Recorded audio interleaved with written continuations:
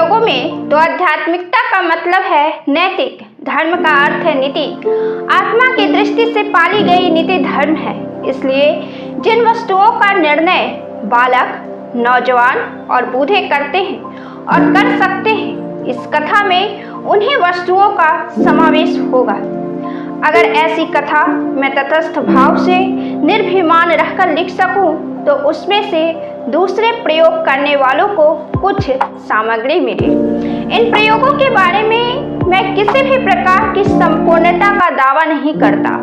जिस तरह वैज्ञानिक अपने प्रयोग अतिशय नियम पूर्वक, विचार पूर्वक और बारीकी से करता है, फिर भी उनसे उत्पन्न परिणामों को अंतिम नहीं कहते अथवा वे परिणाम सच्चे ही हैं, इस बारे में भी वह साशंक नहीं तो तटस्थ अवश्य रहता है।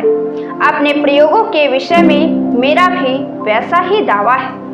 मैंने खूब आत्मनिरीक्षण किया है, एक एक भाव की जांच की है, उसका पृथक्करण किया है, किंतु उसमें से निकले हुए परिणाम सबके लिए अंतिम ही हैं। वे सच हैं अथवा वे ही सच हैं, ऐसा दावा मैं कभी करना नहीं चाहता हूँ। हाँ, यह दावा मैं अवश्य करता हूँ कि मेरी दृष्टि से ये सच हैं और इस समय तो अंतिम जैसे ही मालूम होते हैं। अगर ना मालूम हो तो मुझे उनके सहारे कोई भी कार्य खड़ा नहीं करना चाहिए, लेकिन मैं तो पग पग पर जिन जिन वस्तुओं को देखता हूँ, उनके त्याज्य और ग्राह्य ऐसे दो भाग कर लेता हूँ और जिन्हें ग्राह्य समझता हूँ उनके अनुसार अपना आचरण बना लेता हूँ। और जब तक इस तरह बना हुआ आचरण मुझे अर्थात मेरी बुद्धि को और मेरे आत्मा को संतोष देता है, तब तक मुझे उसके शुभ परिणामों के बारे में अविचलित विश्वास रखना ही चाहिए। यदि मुझे केवल सिद्धांतों का अर्थात तत्वों का ही वर्णन करना हो, तब तो यह आत्मकथा मुझे लिखनी ही नहीं चाहिए, लेकिन मुझे तो उन पर रचे गए कार्यों का इतिहास देना है। और इसलिए मैंने इन प्रयत्नों को सत्य के प्रयोग जैसा पहला नाम दिया है। इसमें सत्य से भिन्न माने जाने वाले अहिंसा, ब्रह्मचर्य इत्यादि नियमों के प्रयोग भी आ जाएंगे, लेकिन मेरे मन सत्य ही सर्वोपरि है और उसमें अगणित वस्तुओं का समावेश हो जाता है। यह सत्य स्थूलवाचक सत्य नहीं है, यह तो वाणी की तरह विचार का भी है। यह सत्य केवल हमारा कल्पित सत्य ही नहीं है, बल्कि स्वतंत्र चिरस्थायी सत्य है, अर्थात परमेश्वर ही है। परमेश्वर की व्याख्याएं अनगिनत है, क्योंकि उनकी विभूतियां भी अनगिनत है। ये विभूतियां मुझे आश्चर्यचकित करती हैं, क्षण भर के लिए ये मुझे मुग्ध भी करती हैं, किंतु मैं पुजारी तो सत्य रूपी परमेश्वर का ही हूँ। वह एक ही सत्य है और दूसरा सब मिथ्या है। यह सत्य मुझे मिला नहीं, लेकिन मैं इसका शोधक हूँ। इस शोध के लिए मैं अपनी प्रिय से प्रिय वस्तु का त्याग करने को तैयार हूँ और मुझे यह विश्वास है कि इस शोध रूपी यज्ञ में इस शरीर को भी होमने की मेरी तैयारी है और शक्ति है। लेकिन जब तक मैं इस सत्य का साक्षात्कार न कर लूं, तब तक मेरी अंतरात्मा जिसे सत्य समझती है, उस काल्पनिक सत्य को अपना आधार मानकर, अपना दीप स्तंभ समझकर उसके सहारे मैं अपना जीवन व्यतीत करता हूँ। यद्यपि यह मार्ग तलवार की धार पर चलने जैसा है, तो भी मुझे यह सरल से सरल लगा है। इस मार्ग पर चलते हुए अपनी भयंकर भूलें भी मुझे नगण्य सी लगी हैं, क्योंकि वैसी भूलें करने पर भी मैं बच गया हूँ और अपनी समझ के अनुसार आगे बढ़ा हूँ। दूर दूर से विशुद्ध सत्य की, ईश्वर की झांकी भी मैं कर रहा हूँ। मेरा यह विश्वास दिन प्रतिदिन बढ़ता जाता है कि एक सत्य ही है, उसके अलावा दूसरा कुछ भी इस जगत में नहीं है। यह विश्वास किस प्रकार बदलता गया है, इसे मेरा जगत अर्थात नवजीवन इत्यादि के पाठक जानकर मेरे प्रयोगों के साझेदार बनना चाहे और उस सत्य की झांकी भी मेरे साथ करना चाहे तो भले करे। साथ ही मैं यह भी अधिकाधिक मानने लगा हूँ कि जितना कुछ मेरे लिए संभव है उतना एक बालक के लिए भी संभव है और इसके लिए मेरे पास सबल कारण हैं। सत्य की शोध के साधन जितने कठिन हैं उतने ही सरल भी हैं। वे अभिमानी को असंभव मालूम होंगे और एक निर्दोष बालक को बिल्कुल संभव लगेंगे। सत्य के शोधक को रजकण से भी नीचे रहना पड़ता है। सारा संसार रजकणों को कुचलता है, पर सत्य का पुजारी तो जब तक इतना अल्प नहीं बनता कि रजकण भी उसे कुचल सके तब तक उसके लिए स्वतंत्र सत्य की झांकी भी दुर्लभ है। यह चीज वशिष्ठ विश्वामित्र के आख्यान में स्वतंत्र रीति से बताई गई है। ईसाई धर्म और इस्लाम भी इसी वस्तु को सिद्ध करते हैं। मैं जो प्रकरण लिखने वाला हूँ उनमें यदि पाठकों को अभिमान का भास हो तो उन्हें अवश्य ही समझ लेना चाहिए कि मेरी शोध में खामी है और मेरी झांकियाँ मृगजल के समान है। मेरे समान अनेकों का क्षय चाहे हो पर सत्य की जय हो। अल्पात्मा को मापने के लिए हम सत्य का गज कभी छोटा ना करें। मैं चाहता हूँ कि मेरे लेखों को कोई प्रमाणभूत ना समझे, यही मेरी विनती है। मैं तो सिर्फ यह चाहता हूँ कि उनमें बताए गए प्रयोगों को दृष्टांत रूप मानकर सब अपने अपने प्रयोग यथाशक्ति और यथामति करें।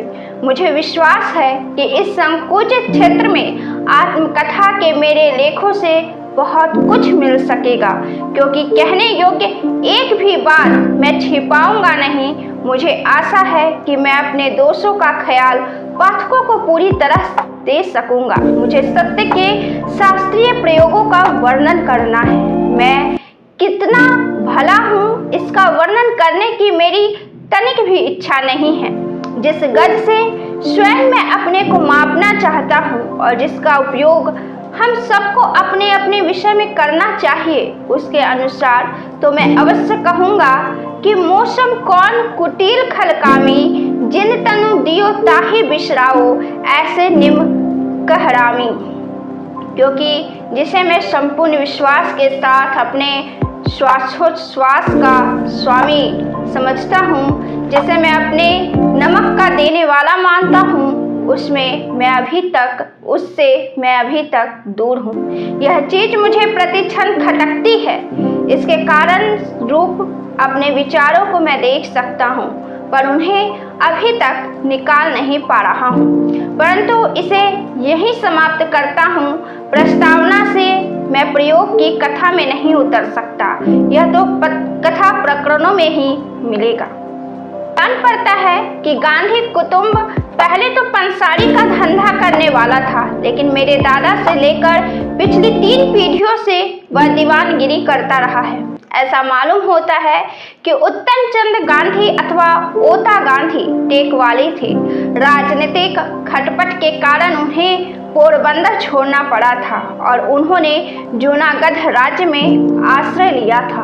उन्होंने नवाब साहब को बाएं हाथ से सलाम किया। किसी ने इस प्रकट अभिनय का कारण पूछा तो जवाब मिला, दाहिना हाथ तो पोरबंदर को अर्पित हो चुका है। ओता गांधी के एक के बाद दूसरा यूं 2 विवाह हुए थे। पहले विवाह से उनके 4 लड़के थे और दूसरे से 2। अपने बचपन को याद करता हूँ तो मुझे ख्याल नहीं आता कि ये भाई सौतेले थे। इनमें 5वें करमचंद अथवा कबा गांधी और आखिरी तुलसीदास गांधी थे। दोनों भाइयों ने बारी बारी से पोरबंदर में दीवानगिरी छोड़ने का काम किया। कबा गांधी मेरे पिताजी थे। पोरबंदर की दीवानगिरी छोड़ने के बाद वे राजस्थानी कोर्ट के सदस्य थे। बाद में राजकोट में और कुछ समय के लिए बंकानेर में दीवान थे। मृत्यु के समय वे राजकोट दरबार के पेंशनर थे। कबा गांधी के भी एक के बाद एक 4 विवाह हुए थे। पहले से 2 कन्याएं थी। अंतिम पत्नी पुतलीबाई से एक कन्या और 3 पुत्र थे। उनमें अंतिम मैं हूँ। पिता कुटुंब प्रेमी, सत्यप्रिय, शूर, उदार किंतु क्रोधी थे। थोड़े विश्वासघात भी रहे होंगे। उनका आखिरी ब्याह 40वें साल के बाद हुआ था।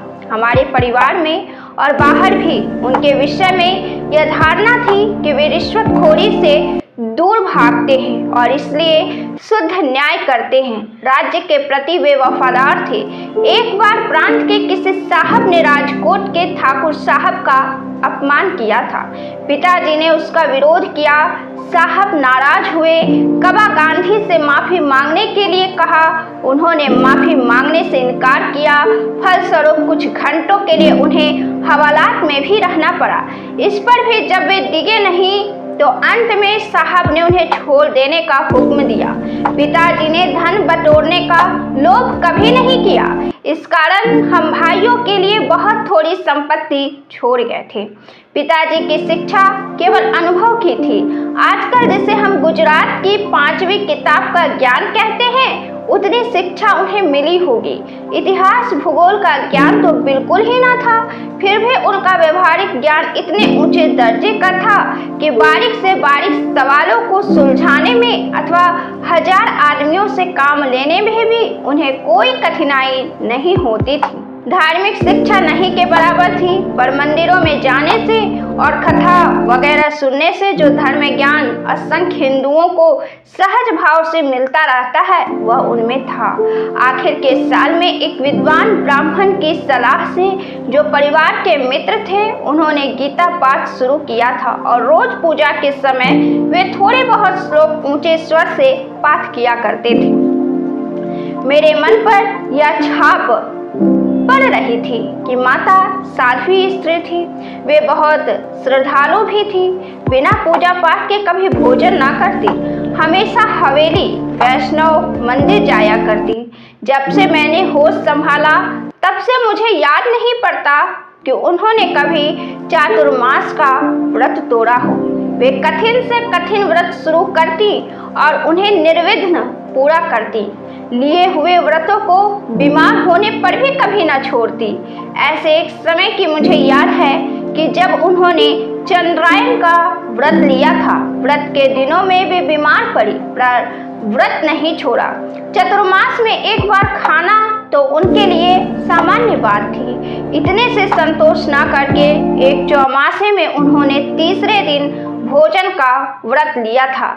लगातार 2-3 उपवास तो उनके लिए मामूली बात थी। एक चतुर्मास में उन्होंने यह व्रत लिया था कि सूर्य नारायण के दर्शन करके ही भोजन करेंगी। उस चौमासे में हम बालक बादलों के सामने देखा करते कि कब सूरज के दर्शन हो और कब माँ भोजन करे। यह तो सब जानते हैं कि चौमासे में अक्सर सूर्य के दर्शन दुर्लभ हो जाते हैं। मुझे ऐसे दिन याद हैं जब हम सूरज को देखते और कहते, माँ माँ सूरज दिखा, और माँ उतावली होकर आती। इतने में सूरज छिप जाता और माँ यह कहती हुई लौट जाती कि कोई बात नहीं, आज भाग्य में भोजन नहीं है, और अपने काम में डूब जाती। माता व्यवहार कुशल थी।